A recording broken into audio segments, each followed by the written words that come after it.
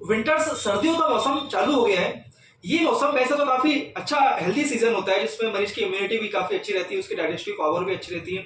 Market में different type की vegetables भी रहते हैं जिसको खा के मरीज काफी हेल्दी फील करता है। लेकिन ये सर्दियों का जो मौसम है काफी लोगों के लिए समस्या हो जाता है कि जब उनकी पैर की उंगली या हाथ की उंगलियां सूज जाती है, उनमें काफी तेज खुजली होती है, काफी ऐसा लगता है उनको कि सुई चुभ रही है और इतने ज्यादा वो परेशान हो जाते हैं कि रात भर वो खुजा खुजा के इतना तकलीफ में रहता है कि उनको नींद नहीं आती, इतनी ज्यादा इचिंग होती है, उसमें काफी तेज जलन भी होती है। उनको ऐसा लगता है कि कोई ठंडी सुई है उनके पैर में चुभा रहा है। इसको मेडिकल की भाषा में चिलब्लेंस कहा जाता है। आज हम इसके बारे में बात करेंगे कि चिलब्लेंस क्या होता है। नमस्कार दोस्तों, मैं डॉक्टर रजत आप सभी का अपने चैनल में स्वागत करता हूं। आज हम चिलब्लेंस के बारे में बात करेंगे जिसमें मरीज को सर्दियों के मौसम में खास करके उसके पैर की और हाथ की उंगलियां सूज जाती हैं। रात के समय उसको काफी तेज खुजली और उसमें जलन का एहसास होता है। ये एक बड़ी दर्द वाली स्थिति है जिसमें मरीज काफी परेशान रहता है और रात भर खुजा खुजा के और उस तकलीफ से इतना परेशान हो जाता है कि उसको लगता है कि कैसे भी करके मैं इस समस्या से निजात पा जाऊं। तो आज हम ये जानेंगे कि चिलब्लेंस क्या होता है, आप कैसे पहचानेंगे कि ये चिलब्लेन है और चिलब्लेन का क्या कारण है। साथ ही साथ हम होम्योपैथी में इस्तेमाल होने वाली 3 सबसे इंपॉर्टेंट दवाइयां जो चिलब्लेन के केस में, जिसमें मरीज को काफी खुजली होती है, उसकी खुजली को ठीक करने के लिए, उसकी सूजन को ठीक करने के लिए, उसकी और इस समस्या को जो हर सर्दियों में वो फील करता है उसको हमेशा से के लिए ठीक करने के लिए जो दवाइयां इस्तेमाल होती है, वो 3 टॉप मोस्ट इंपॉर्टेंट दवाइयों के बारे में बात करें कि वो कौन सी 3 दवाइयां हैं। और इस वीडियो के आखिरी में आपको कुछ मैं टिप बताऊंगा, अगर आप उनको फॉलो करेंगे तो आपको चिलब्लेन की समस्या थोड़ी कम हो जाएगी।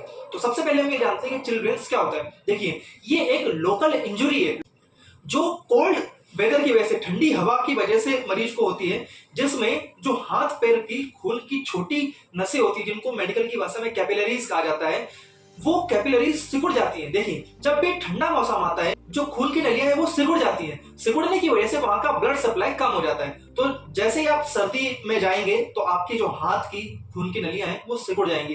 तो हाथ में जो ब्लड जा रहा था, जो खून का अमाउंट पहुंचने वाला था, उतना नहीं पहुंचेगा, वो थोड़ा सा कम पहुंचेगा, जिसकी वजह से वहां पर इन्फ्लामेशन, सूजन की प्रक्रिया चालू हो जाएगी। इन्फ्लामेशन की वजह से वहां पे इन्फ्लामेटरी मीडिएटर्स जाएंगे। अभी इन्फ्लामेटरी जो मीडिएटर्स होते हैं वो वहां पे लालिमा, रेडनेस, वहां पे सूजन का एहसास कराना, वहां पे दर्द का एहसास कराना, और जो इन्फ्लामेटरी मीडिएटर्स है वो वहां पे खुजली का एहसास भी कराएंगे। अब इसमें मरीज को क्या क्या सिम्टम होते हैं हम इसके बारे में बात करते हैं। देखिए, जब तक मरीज सर्दी के संपर्क में रहता है कि जब दिन भर वो काम करेगा, फर्श पे पैर रखे रहेगा, तो तब तो उसको खुजली या फिर जलन का एहसास थोड़ा सा कम रहता है, या मैं कहूं कि बिल्कुल ना के बराबर होता है। सिर्फ उस दौरान उसके पैर की उंगलियां सूजी रहेंगी, वो लाल रहेंगी, काफी मोटी हो जाएंगी, हल्की हल्की तलवों में हो सकता है उसको जलन का एहसास हो। लेकिन जैसे ही वो रात के समय पे बिस्तर में जाता है या फिर वो अपने पैरों को आगे के सामने रखता है और उसमें हीट लेता है, तो वो जो खून की नलियां सिकुड़ गई थी वो फैल जाएंगी, वहां पे खून और ज्यादा इकट्ठा होगा, तो वहां पे इन्फ्लामेटरी मीडिएटर्स और ज्यादा अमाउंट में जाएंगे, जिसकी वजह से वहां पे खुजली का एहसास बहुत ज्यादा होगा। तो मरीज जैसे ही रात में रजाई के अंदर जाएगा, अपने पैर को कवर करेगा, थोड़ा 1-2 घंटे रजाई में जब उसके पैर थोड़े गर्म हो जाएंगे तो उसको हल्की हल्की सी खुजली स्टार्ट होगी। ये खुजली धीरे धीरे इतनी ज्यादा बढ़ती जाएगी कि मरीज रात भर बैठ के उसको खुजलाता रहेगा, इतना ज्यादा सीवियर इचिंग होगी कि कई एक बार तो ये खुजली की वजह से वहां पे घाव बन जाते हैं और उसके पैर में ऐसा लगता है कि कोई ठंडी सुइयों को उसके पैर में चुभा रहा है।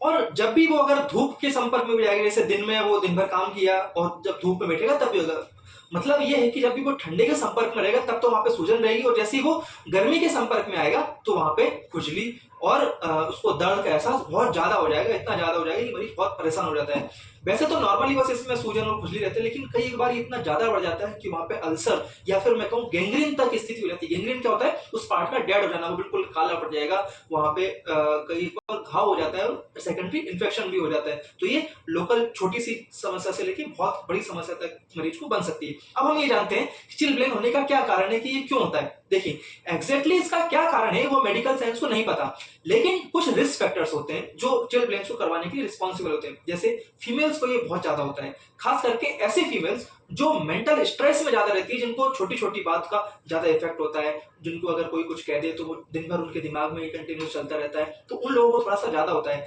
एक और बीमारी होती है रेनॉल्ड्स फेनोमेना। ये रेनॉल्ड्स फेनोमेना के साथ में बहुत कॉमनली एसोसिएटेड होता है और ये रेनॉल्ड्स फेनोमेना की तरह ही दिखता है। रेनॉल्ड्स फेनोमेना में क्या होता है कि जब भी मरीज किसी मेंटल स्ट्रेस या फिर ठंडे वातावरण के संपर्क में जाता है तो उसमें वेसोमेटर एक्टिविटी चालू हो जाती है और उसकी खून की नसें सिकुड़ जाती है, जिसकी वजह से इनिशियली उसके हाथ सफेद होंगे, फिर ब्लू हो जाएंगे और फिर रेड हो जाएंगे और उसमें भी मरीज को खुजली और दर्द का एहसास होता है। तो ये एक तरीके से रेनॉल्ड्स फिनोमेना ही है। और भी कुछ इसके रिस्क फैक्टर्स होते हैं खास करके, लेकिन ये महिलाओं में बहुत कॉमन है। ऐसा नहीं कि पुरुषों में नहीं होता, लेकिन 90 से 95% केस महिलाओं में देखे जाते हैं। तो मैं समझता हूँ आप ये समझ गए होंगे कि चिलब्लेन्स क्या है, चिलब्लेन का क्या कारण है और आप चिलब्लेन्स को कैसे पहचानेंगे। ये तो होगी समस्या की बात। अब हम इस समस्या से कैसे निजात पा सकते हैं, कैसे आप इस समस्या को हमेशा के लिए ठीक कर सकते हैं, अब हम इसके बारे में बात करेंगे। मैं होम्योपैथिक दवाइयां बताऊं उसके पहले मैं आपसे रिक्वेस्ट करूंगा कि आप मेरे वीडियो को लाइक कीजिए और लोगों में शेयर कीजिए। अगर आपने अभी तक मेरा चैनल सब्सक्राइब नहीं किया है तो आप चैनल को सब्सक्राइब कीजिए, बेल आइकन को भी प्रेस कीजिए, जिससे आने वाले और भी ज्यादा इन्फॉर्मेटिव वीडियोस आपसे मिस ना हो। आपका एक लाइक, आपका एक शेयर, आपका एक सब्सक्राइब बटन मेरे को इस प्रकार के और वीडियोस बनाने के लिए काफी प्रेरित करेगा और मैं आपकी और मदद कर पाऊंगा। अब हम जानते हैं कि वो कौन कौन सी इंपॉर्टेंट 3 होम्योपैथिक दवाइयां हैं जो चिलब्लेन के केस में यूज होती हैं। देखिए, होम्योपैथी वो साइंस है जो आपकी चिलब्लेन की समस्या को हमेशा के लिए ठीक कर देगी और आपका जो रात भर जागना है सर्दियों के मौसम में, जो आपको इतनी ज्यादा तकलीफ हो जाती है कि एक बार आपको लगता है कि इससे अच्छा तो मेरे पैर टूट जाए, कट के अलग रख दूं, मैं इतनी ज्यादा मरीज परेशानी में होता है, तो ये समस्या बिल्कुल ठीक हो जाएगी। और मैं कहूँ एक ही सीजन में, पूरे सर्दियों में आप जैसी दवाई लेना चालू करेंगे 1 से 2 सप्ताह में आपकी समस्या बिल्कुल ठीक हो जाएगी। तो सबसे पहली और सबसे इंपॉर्टेंट दवाई जो चिलब्लेन के केस में इस्तेमाल होती है वो है पेट्रोलियम। पेट्रोलियम दवाई सर्दियों के मौसम में जो भी स्किन डिसीज होती है उसमें बहुत ही इंपॉर्टेंट दवाई है। मैंने अपने एक्जिमा के वीडियो में भी आपको बताया था कि पेट्रोलियम और ग्रेफाइटिस 2 ऐसी इंपॉर्टेंट दवाई जो एक्जिमा में, खासकर के विंटर एक्जिमा में काफी इस्तेमाल होती है। तो पेट्रोलियम चिलब्लेन्स में, जिसमें मरीज को सुई चुभने का, खुजली होने का एहसास होता है, पेट्रोलियम बहुत ही इंपॉर्टेंट दवाई हो जाती है। दूसरी दवाई जो उसमें इस्तेमाल होती है वो है एगेरिकस। जब मरीज को चिलब्लेन्स के साथ में कमर दर्द भी एसोसिएटेड हो तो हम चिलब्लेन्स के केस में एगेरिकस का इस्तेमाल करते हैं। और भी कुछ इंपॉर्टेंट इसके लक्षण होते हैं जिनके बेसिस पर एगेरिकस का इस्तेमाल किया जाता है। तीसरी और इंपॉर्टेंट दवाई है इसमें सल्फर, और चौथी दवाई है पल्सटिल। ये 4 ग्रुप ऑफ रेमेडीज का हम इस्तेमाल करते हैं। अगर हम टॉप 3 की बात करें तो सबसे पहली एगेरिकस, दूसरी सल्फर और तीसरी पेट्रोल।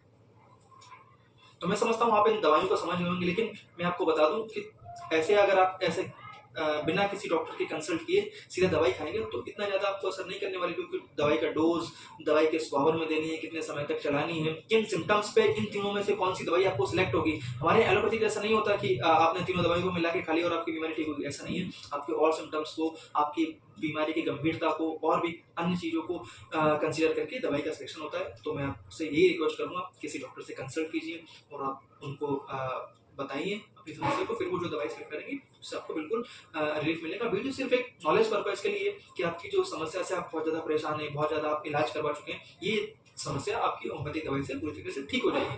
और कुछ एग्जाम्पल, और खास करके जो होम्योपैथिक कलीग्स हैं उनके लिए भी थोड़ा सा इन्फॉर्मेटिव वीडियो हो जाता है, इसलिए वीडियो बनाया जाता है, ना कि आप अपना सेल्फ ट्रीटमेंट करें, इसलिए।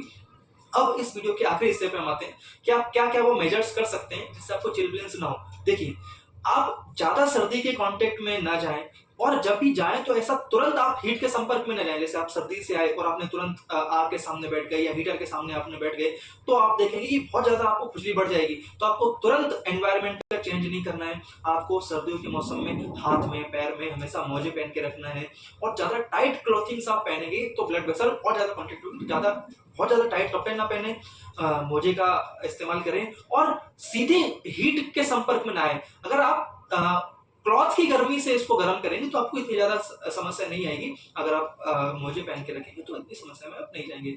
ये है चिलब्लेन्स के ऊपर मेरा एक छोटा सा इन्फॉर्मेटिव वीडियो। समझता हूँ आप चिलब्लेन की समस्या को अच्छे से समझ गए होंगे। अगर आपने इस वीडियो को यहाँ तक सुना है तो प्लीज आप वीडियो को लाइक कीजिए और लोगों को शेयर कीजिए, चैनल को सब्सक्राइब कीजिए। अब हम मिलेंगे अगले मंगलवार और शनिवार को आने वाले और भी ज्यादा इन्फॉर्मेटिव वीडियोज में, जिसमें मैं आपको अगली सीरीज जो ENT के ऊपर होने वाली है, ईयर, नोज एंड थ्रोट के जो भी बीमारियां होती है, और खास करके और भी इन्फॉर्मेटिव वीडियोज जो बच्चों में भी बीमारियां होती है उनके बारे में भी हम ऑल्टरनेट वीडियो लेके आएंगे। मेरे चैनल पे ऑलरेडी फीमेल के जितने भी बीमारियां, gynaecological diseases, PCOD, PCOS, fibroid, leucorrhoea, इन सब पे ऑलरेडी वीडियो अपलोडेड है, आप उनको देखिए। स्किन के ऊपर भी एक प्लेलिस्ट बनी है जिसमें आप सोरायसिस, रिंगवॉर्म, ऐसी सारी बीमारी को देखें, और उसमें जो दवाइयां हैं उसकी जो भी चीजें आप उनको जरूर देखें, और चैनल को सब्सक्राइब कीजिए।